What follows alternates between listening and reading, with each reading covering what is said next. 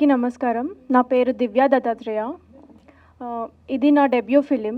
Single రాజు cinema నాకు ఈ అవకాశం ఇచ్చినందుకు మా డైరెక్టర్ గారికి చాలా చాలా థ్యాంక్ యూ.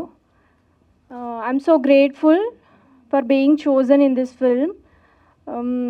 ఇంకా ఈ మూవీ గురించి చెప్పాలంటే ఈ షూట్ అంతా మాకు ఒక ఫన్ లాగా అయిపోయింది. ఒక పిక్నిక్ వెళ్ళినట్టు, ఒక ట్రిప్ లాగా ఎంజాయ్ చేసినట్టు.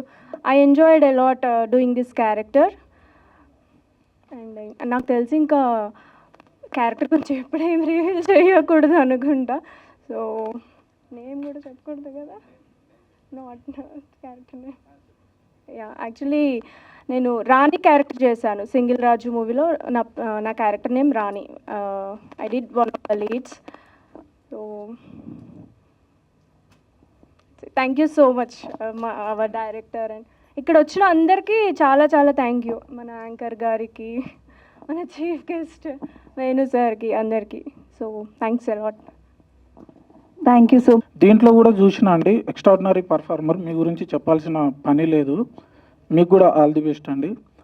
టీం అందరికి, మా టీం అందరినీ, ఈ సినిమా చిన్న సినిమా అండి. సొంత ఖర్చులతోని, సొంత డబ్బులతోని, అక్కడిక్కడ అప్పులు తెచ్చి ఏదో కష్టపడి కింద మీద పడి చేసిండు. ఈ సినిమాని మీడియా సపోర్ట్తోని జనాలకు తీసుకెళ్లాలని మనస్ఫూర్తిగా కోరుకుంటూ, ఈ సినిమాకు పనిచేసిన ప్రతి టెక్నీషియన్కి నా హృదయపూర్వక ధన్యవాదాలు. Thank you so much. And ఇందాకలా ఇది విజువల్ కొంచెం డిఏ ఇష్యూ, అంటే రాంగ్ ఫైల్ వచ్చిందండి, క్షమించండి. ఈవినింగ్కి మంచి హై క్వాలిటీ హెచ్డి ఫార్మాట్లో రిలీజ్ అవుతుందండి యూట్యూబ్లో. సారీ అండి. థ్యాంక్ యూ అక్క. మీకు కూడా థ్యాంక్స్ అక్క. Thank you so much. Thank you so much Suresh Bobbili గారు. ప్రెస్కి థ్యాంక్ యూ. ప్రెస్ అందరికీ థ్యాంక్ యూ సో మచ్ వచ్చినందుకు. మా మూవీని బాగా ప్రమోట్ చేసి అందరూ వచ్చి మా మూవీ చూసేలా చేయండి. And thank you so much sir for your wonderful music. నాకు మైక్ ఇస్తే భయం వేస్తుంది ఫస్ట్. సో ఈ మూవీ స్టార్ట్ అయిన దగ్గర నుంచి ఎండ్ అయిన వరకు ఎన్ని ప్రాబ్లమ్స్ ఉన్నా ప్రతి ప్రాబ్లమ్ని ఫేస్ చేసి ఈ మూవీ వర్కౌట్ అయ్యేలా చేసింది director, producer, writer, everything Sasi. You made it work. It's your hard work. Sasi movie చేయడానికి వాళ్ళ ఊరు మొత్తం సపోర్ట్ చేశారు. ఊరు మొత్తం తిరిగి షూట్ చేసా, ఊరు మొత్తం సపోర్ట్ చేశారు. ప్రతి ఒక్క ఇంటి నుంచి వచ్చి సపోర్ట్ చేశారు. It's a very wonderful thing. And all the very best, Shashi. I hope this works for everyone. Congratulations. Okay, thank you. Bye-bye. Thank you so. DI file మనకి మిస్ మ్యాచ్ అయ్యి వేరే ఫైల్ వచ్చింది. దాని గురించి మేము కొంచెం నర్వస్గా ఉన్నాము టీం అందరము. అయితే విషయం ఏంటిదంటే, నేను ఈ కథ రాసేదానికంటే ముందు మీకు ఒక ఇన్సిడెంట్ చెప్తాను.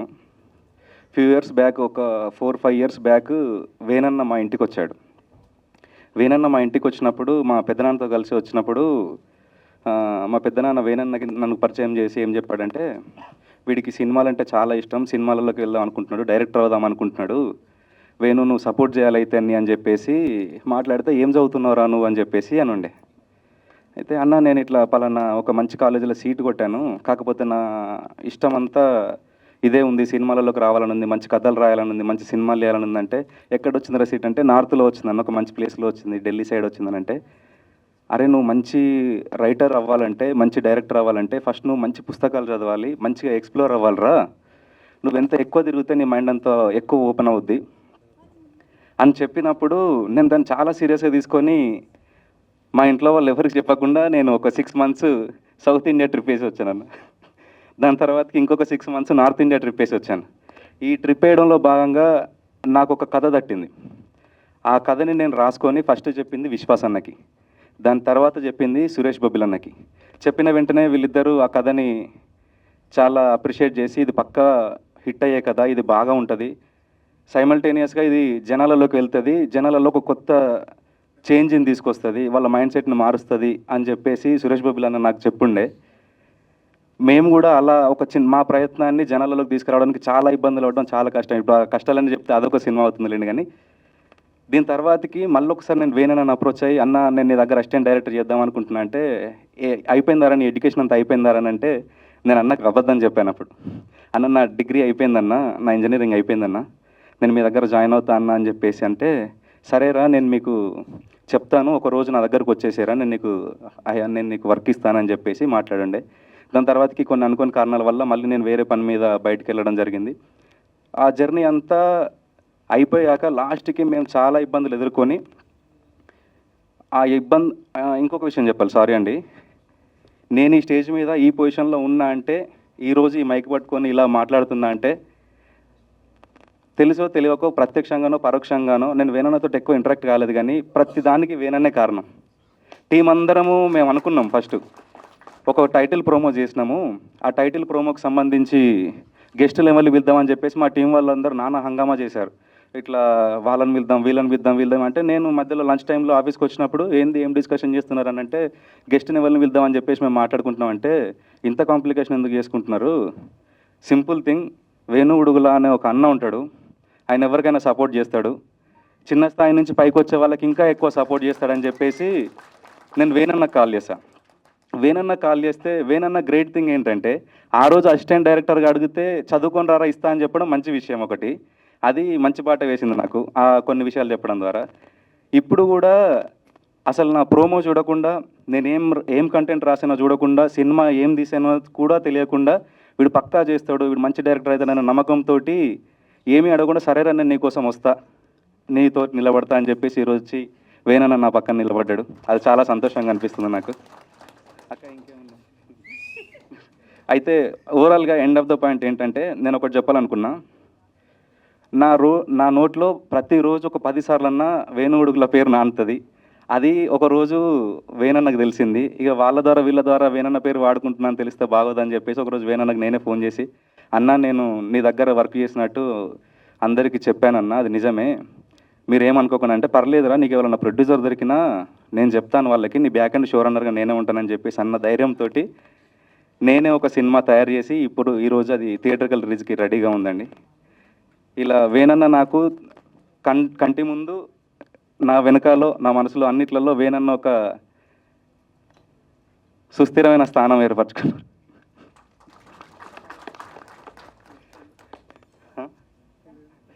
ఇంకొక పాయింట్ అండి, అంటే సురేష్ బాబు అని ఇంతకుముందు మా అమ్మ గురించి మా డాడీ గురించి కొద్దిసేపు మాట్లాడాడు, అది నాకు చాలా బాగా అనిపించింది. చాలామంది అనుకుంటారు ఇప్పుడు నేను మా అమ్మ గురించి మా డాడీ గురించి మాట్లాడతా అని చెప్పేసి, కానీ నేను ఇప్పుడు మాట్లాడాలనుకోవట్లేదు, ఏదో ఒక మంచి మూమెంట్లో మాట్లాడతా. ఎందుకంటే అమ్మ ఎవరమ్మైనా కానీ కష్టపడుతుంది, వాళ్ళకి తిండి పెట్టాలని చూస్తుంది, ఇంకా వాళ్ళకి ఏ ఇబ్బంది ఉన్నా తీర్చాలని చూస్తుంది. కానీ ఎందుకో అందరు అమ్మల కంటే మా అమ్మ కొంచెం గ్రేట్ అనిపిస్తుంది. ఎందుకంటే మేము 60 రోజులు షూట్ చేసాము, ఎర్రటి ఎండలో షూట్ చేసినాము, చలిలో షూట్ చేసినాము, వానలో షూట్ చేసినాము, ఏ ఒక్క రోజు అలసిపోకుండా 60 రోజులు రోజు 60 మందికి 3 పూటల తిండి వండి పెట్టేది మా అమ్మ, ఆమెకు ఆరోగ్యం బాగా లేకున్నా కానీ. మా డాడీ ఏంటంటే, రేపు వీడికి షూట్ ఉంది, వీడి దగ్గర డబ్బులు లేవు, ఎవరిని అడగాలి, ఎట్లా అడ్జస్ట్ చేయాలి, ఎట్లా డబ్బులు సమకూర్చాలి, డాడీ దగ్గర అమౌంట్ ఎగ్జాస్ట్ అయిపోయినాక, డబ్బులన్నీ అయిపోయినాక ఎక్కడి నుంచి తీసుకురావాలని చెప్పేసి వీళ్ళు సతమతం అవ్వకుంటూ, వీళ్ళు మదన పడుకుంటూ, ప్రతిరోజు వీళ్ళు నిద్రలేని నాకంటే ఎక్కువ కష్టపడరు చెప్పాలంటే. ఈ సినిమా నాది కాదు, ఈ సినిమా మా అమ్మ మా డాడీది. వాళ్ళు సపోర్ట్ నాకు ప్రొడ్యూసర్ల కంటే ఎక్కువ మా అమ్మ నాన్న, అన్నిటికంటే ఎక్కువ. కాకపోతే కమర్షియల్ స్ట్రీమ్ లైన్లో వీళ్ళని నేను ఇప్పుడు వర్ణించలేను. నేను బేసిక్గా వేరే నర్వస్లో ఉండి కొన్ని తప్పులు మాట్లాడాను, క్షమించండి. ఇంకోటి మీడియా మిత్రులు ఏంటంటే, ఈరోజు సాయంత్రం మన గువెరా ఫిలిమ్స్ యూట్యూబ్ ఛానల్లో హై క్వాలిటీ రెజల్యూషన్ తోటి మన ప్రోమో లాంచ్ అవుతుంది. థ్యాంక్ యూ అండి. హలో అండి, అందరికీ నమస్తే అండి. ఇక్కడ ఏదో మా ఇంటి ఫంక్షన్కి వచ్చినట్టుగా ఉంది, ఇది సినిమా ఫంక్షన్కి కాదు. చాలా ఆత్మీయంగా ఉంది. అయితే నాకు శశి అండ్ విశ్వాస్ వీళ్ళిద్దరు నాకు చాలా దగ్గరి మనుషులు, నా బెస్టీస్ ఇద్దరు. యాక్చువల్లీ విశ్వాస్ ఎక్సలెంట్ స్కిల్ ఉన్న మనిషి, తను మంచి షార్ట్ ఫిల్మ్స్ చేశాడు, నేనైతే మైండ్ బ్లోయింగ్ అనిపించింది నాకు. అంటే సినిమాటోగ్రఫీ తనే చేశాడు, యాక్టింగ్ తనే చేశాడు, డైరెక్షన్ వేరే అతను చేశాడు కదా.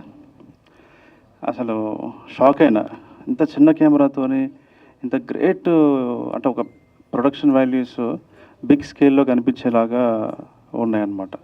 నేను అప్పటి నుంచి నాతో ట్రావెల్ చేస్తున్నాను ఆల్మోస్ట్ ఒక 3 years నుంచి. నేను ఎప్పుడు అరే నువ్వు డైరెక్షన్ చేయొచ్చురా, నువ్వు డైరెక్షన్ వైపు వెళ్ళరా అని ఫోర్స్ చేస్తుంటా. అసలు మనోడు యాక్టింగ్ కంటే ఎక్కువ నాకు టెక్నీషియన్ కనిపించాడు, రైటింగ్ స్కిల్స్ కనిపించినాయి.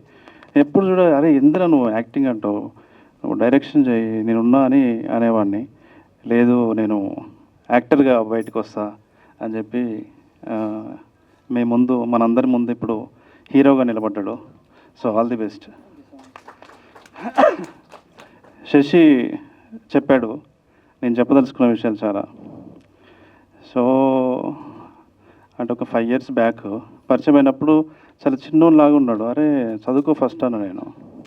అంటే చాలా లేతగా అంటే మూతి మీద మీసాలు కూడా రాకుండా, నేను అసిస్టెంట్ డైరెక్టర్ అంటే నువ్వు చదువుకోకుండా ఎట్లా వస్తావు, చదువు అనేది అవసరం, మన అండర్స్టాండింగ్ని వాటన్నిటిని ఎన్లైట్మెంట్ ఉంటుంది మనకి, చదువుకుంటారా లేదు సెక్యూర్డ్ ఉంటుంది ఒక సర్టిఫికెట్ ఉంటే అని అప్పుడు చెప్పాను. బట్ ఒకరోజు వీళ్ళిద్దరు కలిసి వచ్చారు, మళ్ళీ చాలాసార్లు వచ్చారు, వస్తూ ఉండేవాళ్ళు. ఒకరోజు కథ చెప్తానన్నారు. నువ్వు డైరెక్షన్ చేస్తావంటే కాన్ఫిడెంట్గా చేస్తా అన్నాడు. అంటే సరే అని కథ చెప్పాడు. చాలా బాగుంది కథ. అంటే వెరీ ఇంట్రెస్టింగ్. ఒక చిన్న విలేజ్ ఆ కల్చరు, ఆ ఫుడ్ కల్చర్ కావచ్చు, వాడి కల్చరల్ ఎక్స్ప్రెషన్ వెరీ రస్టిక్ ఉంది, రా ఉంది. అందులో హీరో క్యారెక్టర్ కానీ, హీరోయిన్ క్యారెక్టర్ కానీ, హీరో ఫాదర్ క్యారెక్టర్ కానీ అన్నీ ప్రాపర్గా ఆ థీమ్స్ కానీ క్యారెక్టర్ ఆర్క్స్ కానీ అంటే కొంచెం బాగా స్టడీ చేసి రాశాడు. కామెడీ కూడా చాలా బాగుండింది. ఆ కథ పేరే సింగిల్ రాజు. ఇప్పుడు మీరు ఈ కథనే నేను ముందు విన్నాను. అప్పటికే రాజు వెడ్స్ రాంబాయి ప్రీ ప్రొడక్షన్లో ఉంది. నేను చేయలేను ఇప్పుడు, కానీ వెయిట్ చేస్తే చేస్తా అని చెప్పాను. సరే అన్నాను, వెళ్ళిపోయారు. మళ్ళీ ఒకరోజు మళ్ళీ వచ్చారు. ఏమైందిరా ఎంతవరకు వచ్చింది అని అంటే, షూటింగ్ స్టార్ట్ చేసినాము అన్న. నేను షాక్ అయినా. షూటింగ్ స్టార్ట్ చేయడం ఏందిరా అంటే, లేదన్నా షూట్ స్టార్ట్ చేసాం, 20% అయిపోయింది అన్నారు. ఇద్దరు వచ్చి ఫుటేజ్ చూపించారు. నాకు చాలా ఆశ్చర్యంగా అనిపించింది. ఆశ్చర్యం కాదు, చాలా భయం వేసింది ఫస్ట్. అరే ఎట్లా ఫినిష్ చేస్తారు మీరని, అంటే మధ్యలో ఆగిపోతే ఎట్లా ఏంటి అని. కానీ ఫుటేజ్ చూసిన తర్వాత నాకు కాన్ఫిడెన్స్ వచ్చింది. డెఫినెట్లీ ఇది వర్కౌట్ అవుతుందిరా అని చెప్పాను. నేను కూడా కొన్ని కరెక్షన్స్ ఉంటే చిన్న చిన్నవి చెప్పా. అంటే ఎవరైనా అడుగు ముందుకేస్తే దారి అదే విచ్చుకుంటుంది అంటారు కదా. అలా ఎవరైనా సాహసంతో, మంచి కథతో, ప్రేమతో, తపనతో, ప్యాషన్తో అడుగు ముందుకేస్తే దారి విచ్చుకుంటుంది అనడానికి శశి ఒక ఎగ్జాంపుల్గా ఇప్పుడు మనందరి ముందు ఉన్నాడు.